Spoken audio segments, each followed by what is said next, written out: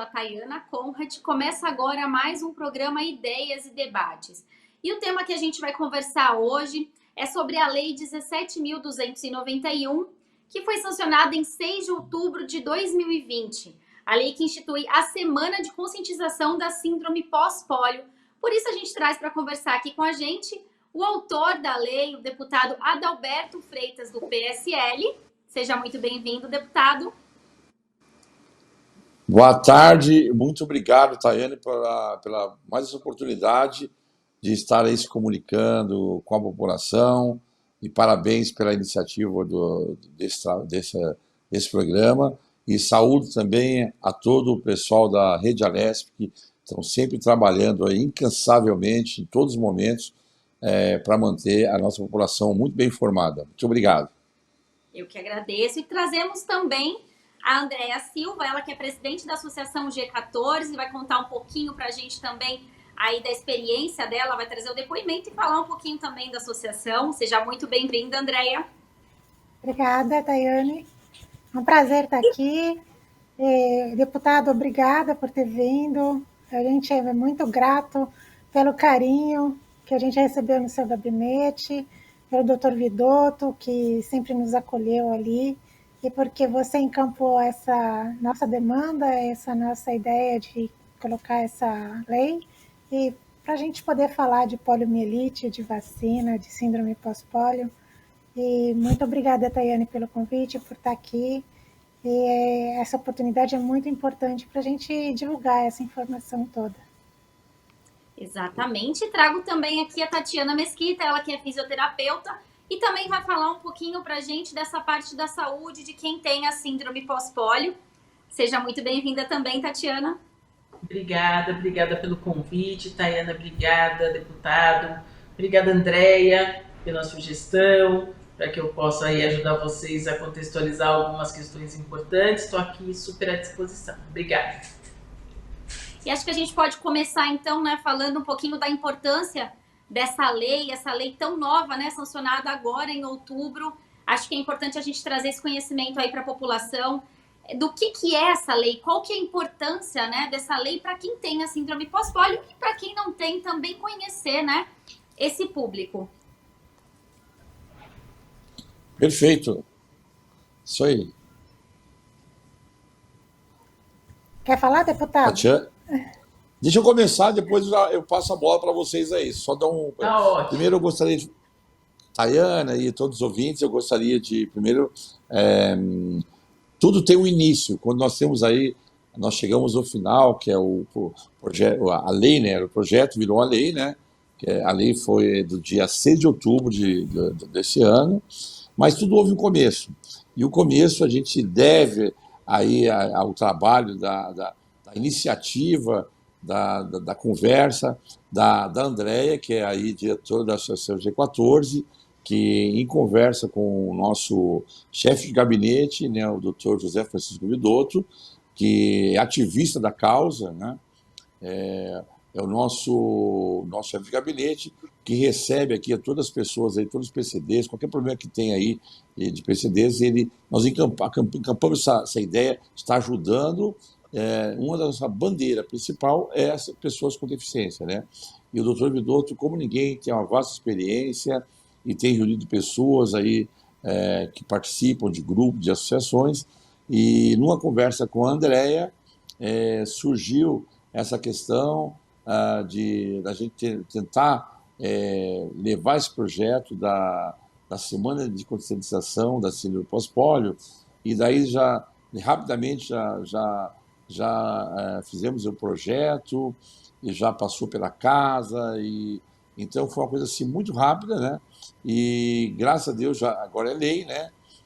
Temos aí a positividade de ter se formado uma lei, e temos a questão que não foi muito boa, porque não deu para nós colocarmos aí, nesse primeiro ano, desenvolver alguma coisa para poder difundir essa Semana de Síndrome Pós-Pólio, por conta da pandemia, que realmente afetou a todos nós, afetou o mundo todo, então paralisou muitos projetos, né? E um deles foi nós tínhamos aí planejado fazer um evento um pouco maior, acabou não conseguindo fazer, mas aí nós estamos aí, já é lei, e se Deus quiser, ano que vem nós vamos ter uma condição melhor de poder estar aí difundindo com mais força aí essa questão da conscientização da síndrome pós-pólio.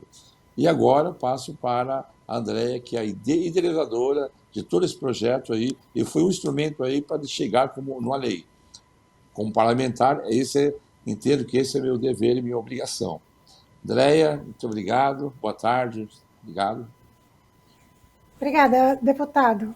Eu queria agradecer ao deputado pelo projeto de lei e a todos os outros que votaram, porque a gente sabe que foi votado em unanimidade pela lei e depois foi encampado pelo governador. Então, a gente sabe que ninguém faz nada sozinho. Se você não tiver essa corrente do bem para conseguir as coisas, nada sai do papel. E, finalmente, saiu do papel. E, deputado, a lei ela foi sancionada antes do dia 24 de outubro, e quando a gente viu que ia ser realidade, nós fizemos sim um evento, claro que ele foi online, mas esse ano está tudo online, então tudo bem. Nós fizemos um simpósio que aconteceu no dia 24 de outubro, coordenado pelo Dr. Acari Bulli. Foi um dia inteirinho falando de síndrome pós-pólio, foi muito bonito, ele está disponível no nosso YouTube. Você colocar aí Associação G14, síndrome pós-pólio, você vai cair no nosso YouTube e vai achar lá as informações desse simpósio. E nós ainda fizemos um encontro internacional, que foi do 20 ao 24, também pelo Zoom. Tivemos aí mais de 200 pessoas participando, mandando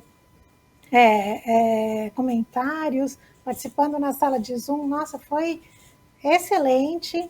E todo mundo ficou com inveja da lei que a gente tinha conseguido fazer aprovar aqui no estado de São Paulo. Então, para nós foi muito importante. E nós já fizemos uma reunião lá no Palácio, no Palácio do Planalto, né? Palácio do Planalto, não. Palácio dos Bandeirantes. Isso. A gente fez com o vice-governador, que recebeu a gente, para ver o que a gente pode fazer o ano que vem. Nós também fomos recebidos pela secretária da Pessoa com Deficiência, Célia Leão. Eu tenho certeza que o ano que vem vai ser um ano que a gente vai poder, no dia 24, não só fazer a semana de conscientização, mas a gente vai poder comemorar um grande avanço que a gente conseguiu no ano de 2021, para que as pessoas que têm síndrome pós-pólio tenham um atendimento melhor para atender as suas necessidades. Então, eu acho que neste momento, a gente, num ano tão difícil, a gente ainda tem alguma coisa para comemorar. Então, muito obrigada. Agora, André, eu vou direcionar uma pergunta para você, até para você explicar melhor para quem está em casa o que é a síndrome pós-pólio, e se você puder contar brevemente aí a sua história também, para que todo mundo entenda por que você encabeçou essa ideia, levou até o Legislativo, levou até o deputado Adalberto Freitas, e assim ele também conseguiu discutir isso dentro da Assembleia e sancionar essa importante lei também. Então, explica para quem está em casa. Bom, aqui, enquanto eu estou, não dá para vocês verem, mas eu sou uma pessoa com deficiência, eu tenho sequelas da poliomielite nos membros inferiores, eu uso órtese, uso muletas para caminhar. Quando eu caminho fora da minha casa, eu uso cadeira de rodas, porque uma das características da síndrome pós-pólio é uma fadiga intensa, uma fraqueza muscular. Então, eu faço uso desses auxílios para locomoção, para eu poder continuar participando da minha vida social. Eu vou pedir para a doutora Tatiana, já que ela está aqui, para ela explicar para nós o que é a síndrome pós-pólio, porque ela explica tão bem, não que eu não saiba, eu sei a parte prática, mas eu vou pedir para ela explicar para nós. A doutora Tatiana, ela fez o mestrado e o doutorado dela com pacientes de poliomielite, lá no ambulatório de investigação de doenças neuromusculares da Unifesp, onde nós temos um atendimento super especializado, e a gente tem esses profissionais maravilhosos que dedicam o seu estudo para entender um pouquinho melhor a síndrome pós-pólio. Eu tive o privilégio de ser atendida pela doutora Tatiana desde 2005, como minha fisioterapeuta particular. Então, eu tenho uma relação muito próxima dela. Acho que ela não é nem a minha fisioterapeuta, ela é minha amiga. Verdade. E a gente tem trabalhado bastante junto, porque a doutora Tatiana tem uma clínica que ela faz um atendimento para outras doenças neuromusculares, além da polio e da pós-polio. E ali ela tem um atendimento muito bacana para síndrome pós-polio.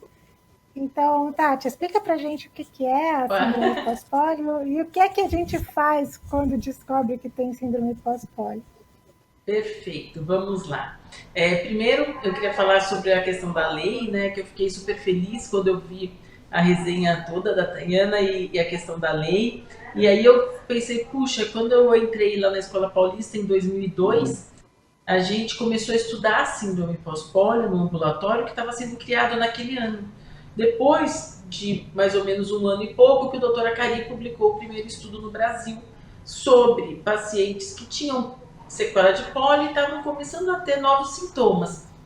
E o porquê que isso estava acontecendo e como a gente podia, então, trazer isso para a população brasileira. Qual que era esse histórico?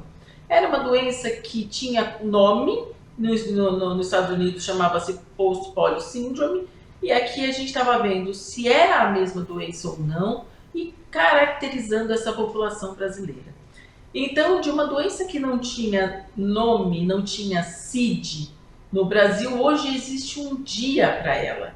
Olha que avanço, né? Olha que coisa boa. Quando a gente olha para a história, parece que as coisas demoram tanto para acontecer, e claro que demoram, mas você veja, de 2002 para agora, em 18 anos, de você reconhecer uma doença no Brasil, para ela ter um dia, para ela ter uma data, para ela ter um CID, é uma luta muito grande de profissionais, é uma luta grande dos pacientes que se organizam, é uma luta grande com o poder público, né? Sem isso, a gente realmente não consegue. Eu acho uma grande vitória para todas as pessoas, que sempre eu ouvia muito no ambulatório no início, nós estamos esquecidos, porque nós fomos do neurologista, depois nós fomos do ortopedista e agora nós não somos de ninguém, porque ninguém consegue entender o que está acontecendo com a gente.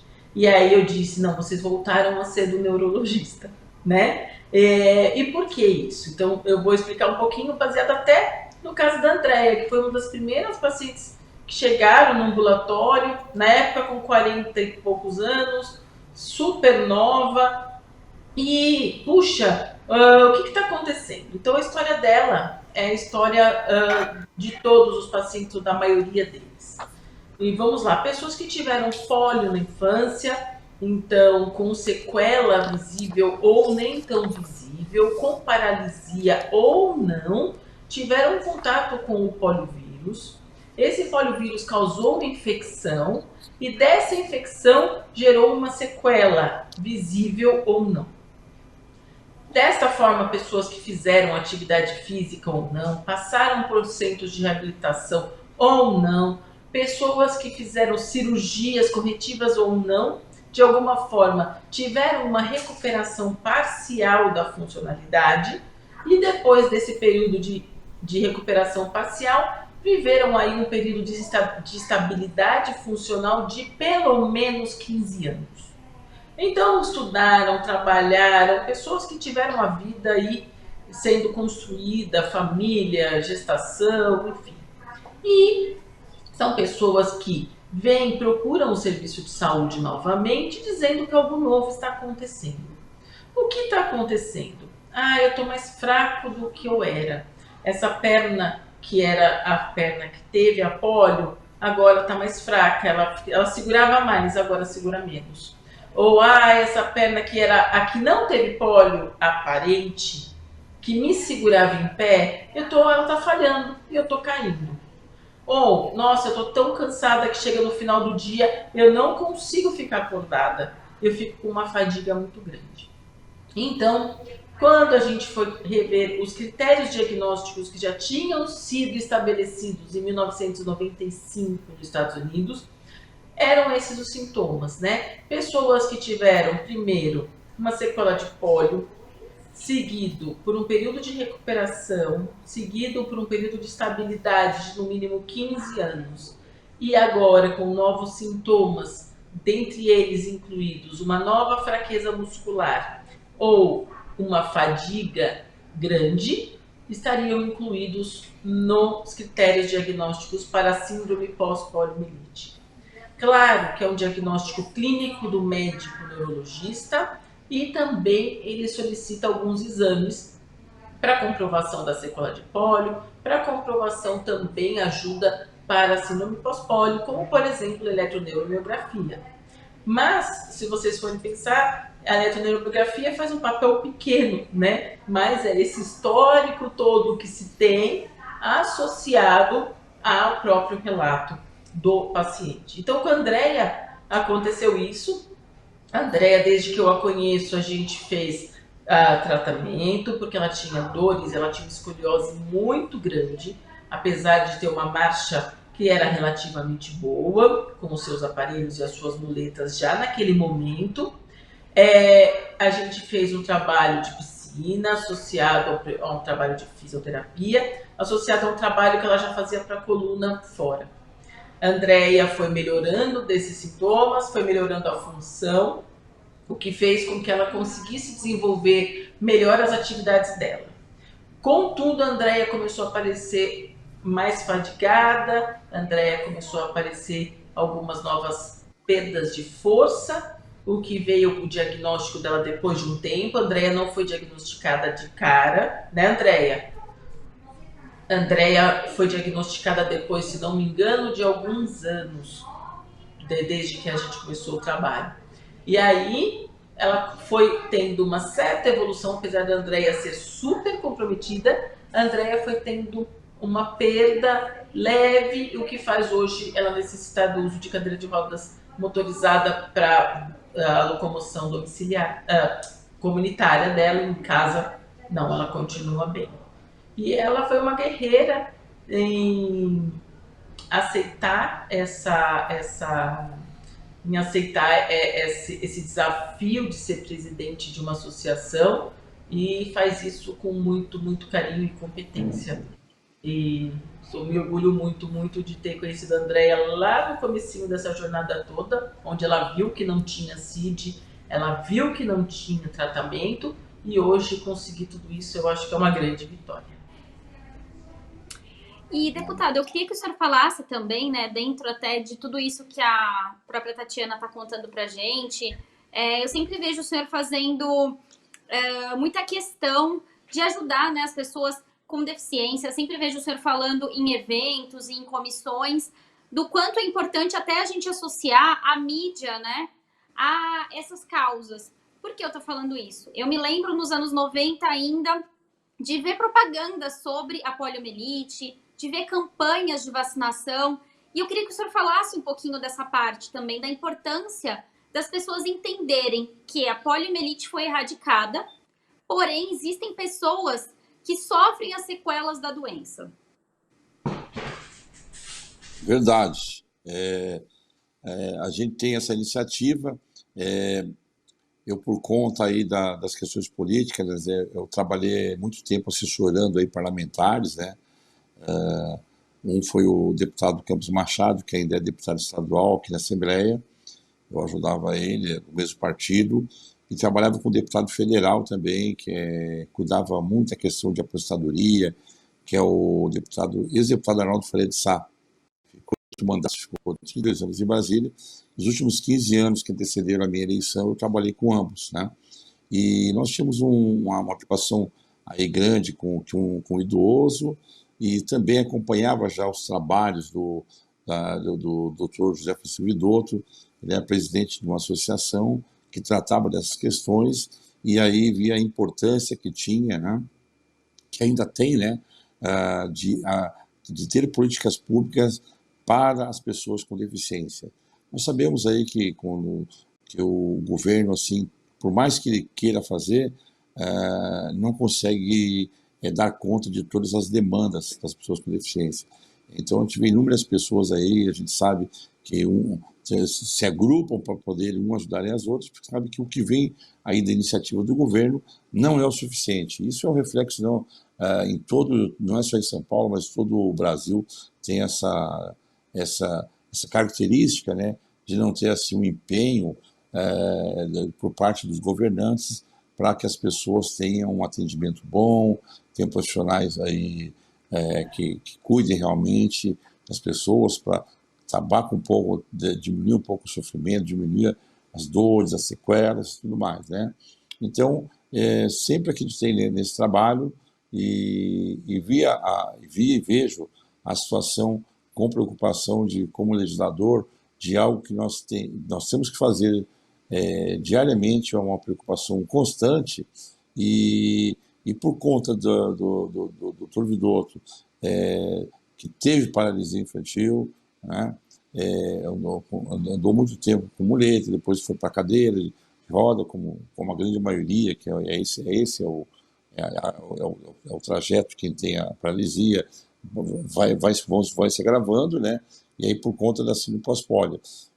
E ele conversou comigo no passado, a gente batia muito papo, e quando aconteceu a situação de eu me tornar deputado, eu chamei ele para trabalhar na minha equipe como chefe de gabinete, e aí nós estamos conseguindo reunir as pessoas que nos trazem aí as demandas, que é necessário a gente cuidar, a gente criar uma lei, a gente adequar uma lei também, e principalmente nós fazemos valer as leis que nós temos. Porque aqui no Brasil a gente sabe, né? A lei às vezes é muito boa, mas se o cidadão não ficar em cima, não forçar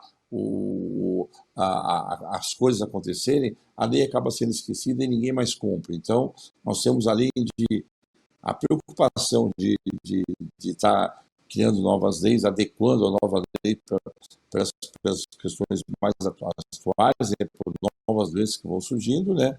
Nós temos a preocupação das conquistas que já teve, de elas serem respeitadas e serem aplicadas. Então, acreditamos que esse é um trabalho que estamos tentando trazer mais alguns parlamentares a aderirem a essa nossa luta para poder ampliar aí o nosso poder, para poder transformar vidas, principalmente das pessoas com deficiência.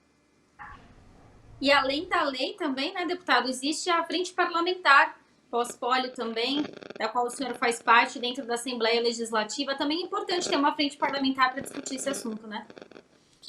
Aí, não tenha dúvida. Primeiramente, com a frente parlamentar você consegue dar mais visibilidade, né? Que essa síndrome é uma deficiência quase que invisível, né?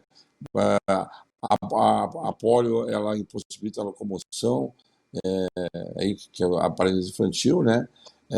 E estamos fazendo um trabalho diferenciado, porque sabemos que, como essa síndrome é conhecida, não se tem aí na rede pública de saúde tratamentos adequados, como eu falei na minha fala anterior, né?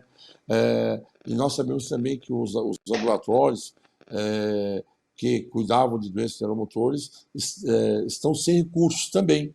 Então, a preocupação é constante, né? Então, é importante também frisar que o INSS, né, não dá o respaldo necessário aos que são acometidos por essa síndrome, negando até o que é direito inerente à pessoa humana, como a aposentadoria por agravamento da deficiência.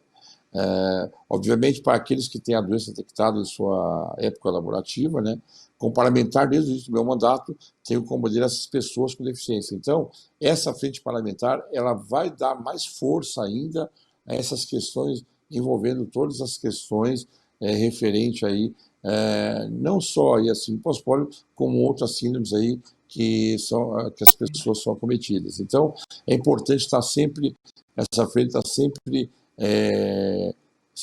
criando eventos, trazendo à luz aí da população, a classe médica, a todos envolvidos, né, o conhecimento para nós podermos estar sempre avançando cada vez mais nessas questões envolvendo as pessoas com deficiência. Tá certo, deputado. André, eu queria só pedir para você tentar virar o seu celular para a tela ficar cheia, fica melhor aqui para a gente também. Enquanto isso, eu vou conversando também com a Tatiana. Eu queria que a Tatiana contasse um pouquinho para a gente, até com a experiência que ela tem, né, com outras especialidades. O que você acha que essa lei e a conscientização e falar sobre a síndrome pós-pólio vai trazer para outros profissionais também da saúde? Em uma outra conversa com a Andréia, numa outra entrevista, que inclusive já está disponível também no canal do YouTube da Rede Alesp, ela explicou que hoje em dia até poucos profissionais falam, né, ou entendem sobre isso. Então eu queria que você, como especialista nesse assunto, falasse também um pouquinho nesse sentido. Ótimo. Isso é verdade, né? Na outra reunião que nós tivemos também na Rede Alesp, a gente foi bem. O que acontece muitas vezes, né? Eu sou fisioterapeuta e tive o privilégio de ir estudar na Escola Paulista de Medicina, fazer ambulatório de doenças neuromusculares e síndrome pós-pólio, e fazer o mestrado e doutorado lá e entender desse assunto de outras doenças neuromusculares, doenças raras, que é o meu foco de trabalho.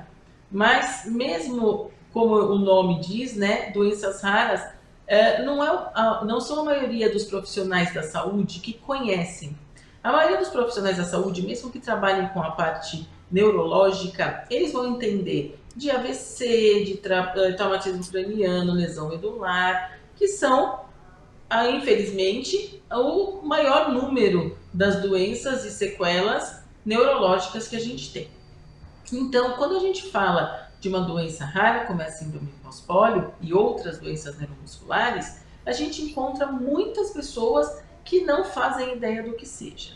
E isso era um grande problema para a gente no ambulatório no início, que era, o paciente chegava com toda essa sintomatologia que eu falei para vocês, com todas as dúvidas, a gente tirava todas as dúvidas e falava, olha, agora você vai voltar lá para a sua cidade e vai fazer o seu tratamento lá. Aí era o problema. Aí nós começamos a ver, quando o paciente retornava, o problema. Para o fisioterapeuta geral, ele fala o seguinte, se você está fraco, eu vou fortalecer. Né? Se você está cansado, vamos descansar. É como se fosse uma receita de bolo. Com a síndrome pós-pólio e outras doenças neuromusculares, não funciona assim. Como funciona? Se a gente tem uma fisiopatologia dessa doença, aonde uma das principais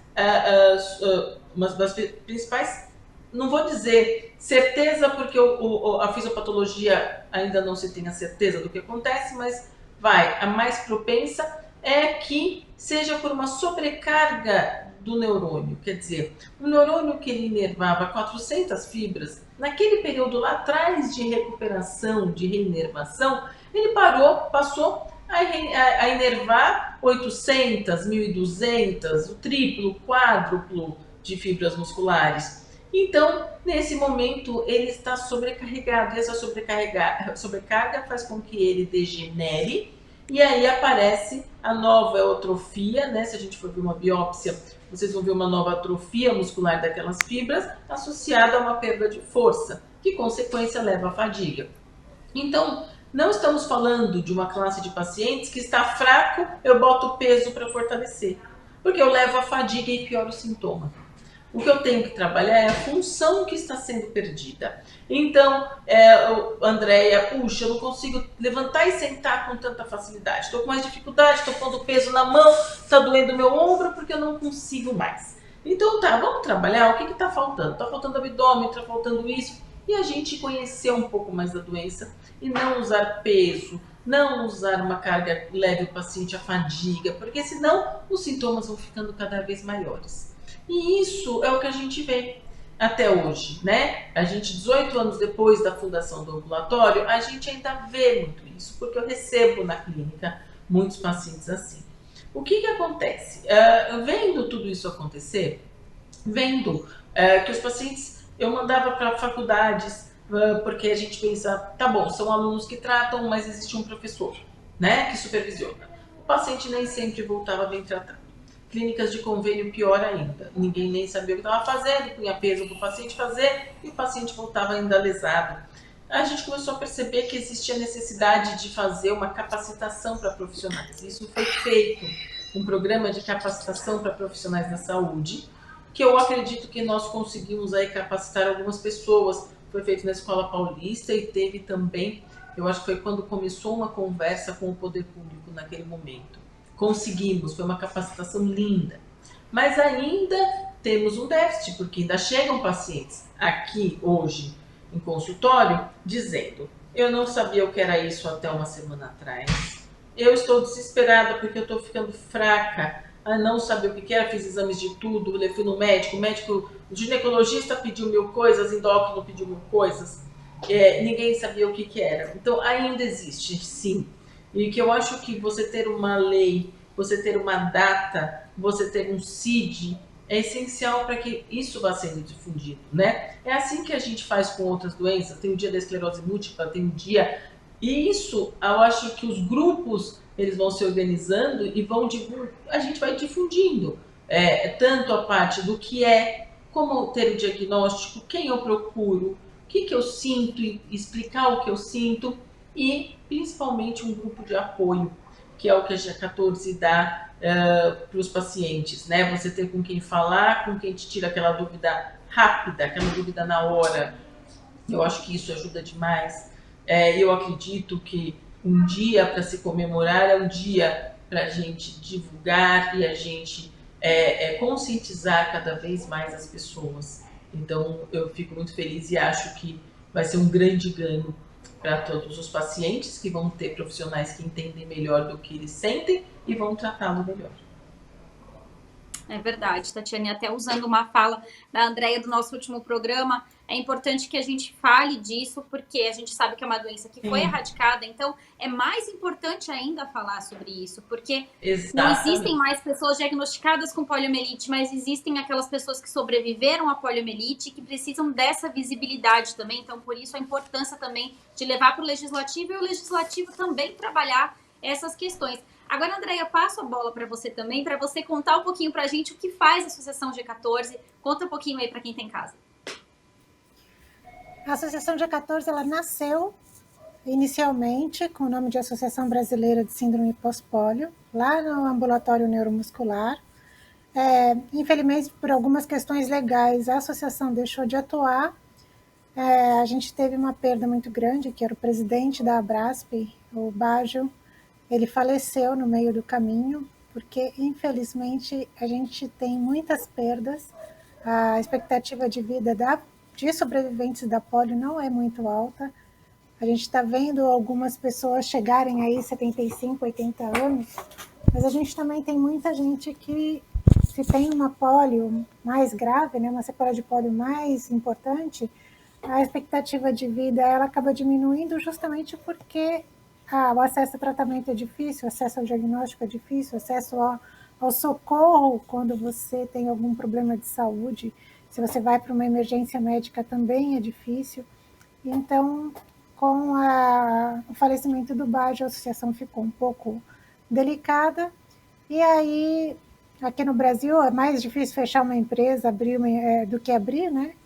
Ou manter uma empresa. Então, o que aconteceu de fato foi que as pessoas se reuniram novamente e fundaram a Associação G14, com esse nome, que é o CID, da Síndrome Pós-Pólio.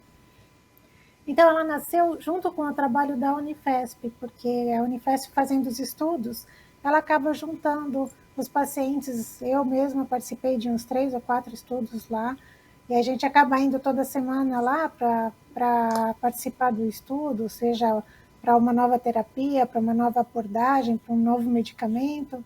E aí a gente se conhece, troca informação e a gente descobre que se a gente não se juntar e não lutar pelos direitos de forma conjunta, fica muito mais difícil. Então, a Associação G14, ela permite isso, que a gente se entenda, se junte, aprenda um com os outros, se ajude, e a gente também consegue, dentro do hospital, fazer a roda girar, porque para que os estudos aconteçam, precisa dos pacientes. Então, a gente lá consegue isso, e a gente dá informação para o médico, e o médico dá informação para a gente. Acho que a Unifesp é o único atendimento que eu conheço que o médico não está lá para dizer para a gente o que a gente tem que fazer, mas o médico está lá com o espírito de aprender com o paciente. E, assim, essa acho que é a situação ideal, porque como eles não sabem tudo sobre a nossa condição, e a gente também não sabe tudo, a gente troca informação. Isso é o mais bonito, o mais importante. A gente sai da condição de paciente para ser um agente da saúde, porque a gente está lá Eu acho buscando que, o que torna a nossa saúde melhor. eu acho que Oi, essa é a Tatiana. vantagem de estar numa universidade, né, Andréia? A gente está aprendendo, estudando, ensinando, tudo junto, né? A gente aprende, ensina, é uma roda que realmente não para de girar nunca, né? A gente aprende, eu aprendi demais com a Andréia e com os outros pacientes, e hoje eu consigo ensinar outras pessoas, e a Andréia também, e a doutora Cari, enfim, eu acho que a síndrome pós-pólio veio para ensinar. Eu não tive matéria, eu não tive pólio na faculdade, não tive. E olha que eu fiz uma faculdade muito boa, mas eu nunca tinha ouvido falar de pólio até eu chegar na Escola Paulista depois da graduação para fazer a pós-graduação. E assim como eu, muitas pessoas. Eu tenho uma teoria, me confirma se é verdade, Tatiana. Eu acho que o paciente que teve pólio, dentro assim de deficiências físicas e dentro daquilo que é você lidar com uma falta de mobilidade, falta de força, ele é um paciente extremamente proativo. A gente tem deficiência desde a infância, então nós aprendemos a superar essas deficiências. O Brasil aprendeu a superar as deficiências conosco, porque toda essa questão da acessibilidade, da inclusão, veio a partir da demanda que a polio trouxe. Porque a gente É não verdade. tinha uma deficiência mental, então a gente falava o que a gente queria, o que a gente precisava, e se alguém dissesse, não, lugar de deficiente físico é em casa, a gente dizia, não, lugar de deficiente físico é onde ele quiser. Lugar de deficiente físico é trabalhando. Lugar de deficiente físico é casando, é tendo filhos, é tendo família. Tudo isso a gente desbravou, porque a pessoa com deficiência, de fato, não era pessoa. A pessoa com deficiência era uma pessoa que era ali, vai, café com leite, metade de uma pessoa sem função. E a gente mostrou que a pessoa com deficiência faz tudo. Se o ambiente for propício, se a gente tiver as tecnologias assistivas adequadas, a gente pode fazer tudo. Então, o que a gente precisa é fazer o ambiente e a sociedade superarem suas limitações, assim como nós superamos as nossas. Existem limitações? Existem. E essas limitações sendo superadas, todo mundo vai ganhar com isso, porque todo mundo vai ficar velho. E hoje, o que a doutora Tatiana faz comigo, que tive pólio, ela faz com uma pessoa idosa, que tem lá seus 70, seus 80 anos, e quer continuar caminhando, e quer continuar sendo independente. Ela faz praticamente a mesma hidroterapia que ela faz comigo, ela vai fazer em outro momento, ela vai fazer com essa pessoa idosa. Então, nós somos um paciente que as universidades podem aprender conosco, podem treinar conosco, os centros de fisioterapia também, porque a gente tem essa proatividade. Então, eu diria que investir na pessoa que tem pólio, na pessoa que tem síndrome pós-pólio, é investir na sociedade para um futuro melhor para todo mundo. Verdade. É verdade. Agora, André, eu queria que você contasse um pouquinho da sua história. Eu sei que você já contou isso pra gente também numa outra conversa, mas até para aproximar todo mundo que está em casa e às vezes não conheceu pessoas que passaram pela doença. A gente sabe que muitas pessoas morreram, né, de poliomielite, mas você sobreviveu e eu queria que você contasse a sua história de superação. Eu tive pólio em 68 e meus pais não moravam aqui em São Paulo. A minha mãe é de São Paulo, meu pai não. Meu pai não é nem brasileiro. Mas eles foram trabalhar na região do Amapá e eu tive pólio lá. Imagina, há 50 anos atrás, no Amapá não tinha nem energia elétrica constante. Se não tem energia elétrica constante, você não tem também você não tem como guardar vacina. Hoje, por causa do Covid, a gente está vendo, né? Porque para conservar uma vacina, tem vacina que precisa de 70 graus Celsius abaixo de zero. A vacina da polio também precisa ficar numa temperatura constante e baixa. E lá não tinha vacina constante e não tinha essas campanhas de vacinação que a gente tem. E a minha história é muito parecida com a de muita gente. Se você começa a conversar com as pessoas que têm polio, quanto mais distantes estava dos grandes centros, mais difícil era você ter acesso à vacina. Eu acho que meus pais não ficaram tão preocupados com essa questão, porque a minha mãe fala que ela nunca tinha visto ninguém com pólio, aí não era uma coisa que se falava na mídia muito, então ela não tinha medo da vacina. Eu acho que hoje é o que acontece com as pessoas, né? Não tem medo da polio, não tem medo de que seu filho seja atingido pela poliomielite e aí acaba não vacinando. Até pouco tempo atrás, eu não sei como que vai terminar o ano, mas nós chegamos aqui em outubro, tinha menos de 70% de vacinação no estado de São Paulo, o que é inadmissível, o estado mais rico do Brasil, que tem mais acesso, e mesmo assim a gente tinha muitas famílias sem vacinar as crianças. Então eu fui uma dessas famílias que os pais não vacinaram. E o preço que a família inteira, não só eu, paga por uma deficiência física é muito alto, porque muito recurso acaba sendo direcionado para essa pessoa, é muito mais complicado tudo na vida. Eu não estou reclamando, eu só não estou glamorizando a deficiência física, porque não tem isso de que a deficiência veio para tornar as pessoas melhores. Na verdade, a gente é obrigado a lidar com ela, então a gente lida. Todo problema que a gente tem, a gente é obrigado a lidar. E eu fiz o que todas as outras pessoas que tiveram uma deficiência física e que decidiram que a deficiência física não ia ser impeditivo, a gente sai da vida para fazer. Eu estudei, a minha família me deu um apoio enorme. A gente vê que as pessoas com deficiência que conseguem chegar lá é porque tem um apoio muito grande da família. Infelizmente, o poder público no Brasil não consegue dar um suporte muito grande. Se a pessoa não tem condição de ter um cuidador, imagina, às vezes você precisa uma pessoa da família não trabalhar só para ajudar essa pessoa com deficiência. Então, a renda, de fato, cai muito. O emprego não dá muita oportunidade de você chegar aos melhores salários. Então, de novo, você tem uma desvantagem muito grande como pessoa com deficiência. O acesso a tratamento é só nos grandes centros.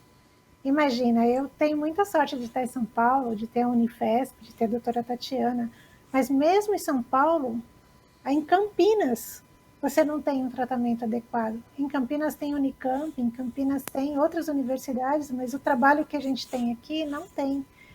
Então, o meu sonho e o sonho de todo mundo que tem pólio, começando por São Paulo, que eu espero que seja só o primeiro passo, é que o estado inteiro tenha acesso a ter diagnóstico, tratamento, que tenha acesso à cadeira de roda, muleta, órtese, porque isso também a gente verifica que é difícil conseguir.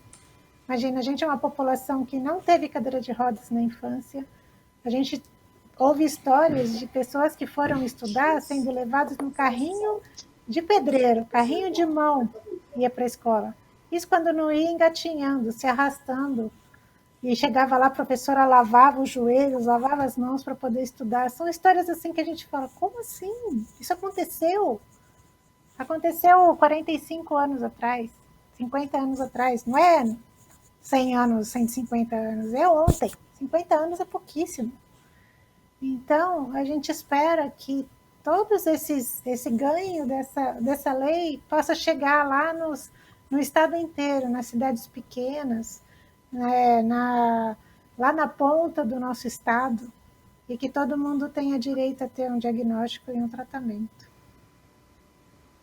Tá certo. A gente estourou aqui o tempinho do nosso programa. A gente sabe que é uma discussão que a gente tem muito o que falar, mas a gente vai se falando ainda. Eu quero acompanhar vocês e a gente vai acompanhar também o próximo ano aí, o que vai ser feito na semana, né, da lei, então. E eu queria agradecer aí o deputado Adalberto Freitas por ter tirado um tempinho da agenda para conversar com a gente sobre isso, parabenizar ele pela iniciativa, né, de olhar também para quem tem síndrome pós-pólio. Queria agradecer a Tatiana pelo trabalho que ela faz também para esse público. A gente falou aqui, né? A gente sabe que são poucas as pessoas que são especializadas, então parabéns. Muito obrigada também por tirar um espacinho na sua agenda. E a Andréia, novamente, por me apresentar a Tatiana também e me trazer tantas informações, porque é importante a gente falar sobre isso para que todo mundo conheça, né? Tayane, quem Então, sabe a Tay- gente não traz a secretária da pessoa com deficiência aqui para falar com a gente. Isso seria Sim, uma sensacional. ótima ideia. Uma Legal. ótima ideia e eu já convido Então, vocês, eu vou atrás disso, pode deixar, vou usar a sua dica e a gente faz um programa novamente com ela também. Tá bom. bom. Perfeito. Muito obrigada, Tayane. Uma excelente Obrigada, oportunidade. muito obrigada. Quero agradecer você também, a todo o pessoal da Rede Alesp, agradecer a Andréia aqui, da G14, a doutora Tatiana da Unifesp, e a todo o pessoal que está nos assistindo aí, por a gente ter oportunidade de trazer esse assunto aí para que todos entendam um pouco mais. E agradeço imensamente, viu, Tayana, a tua aí dedicação também em nos ajudar a divulgar. Muito obrigado. Tatiana, deixa eu entregar a palavra para você também. Imagina, eu só queria agradecer mesmo o convite, a ótima ideia e espero que muitos desses ocorram para que a gente possa cada vez mais difundir essas condições que necessitam muito que as pessoas saibam cada vez mais. Obrigada. Esse foi mais um programa Ideias e Debates. Para você rever esse programa, acesse a nossa plataforma no YouTube da Rede Alesp. Muito obrigada e até um próximo programa. Tchau, tchau.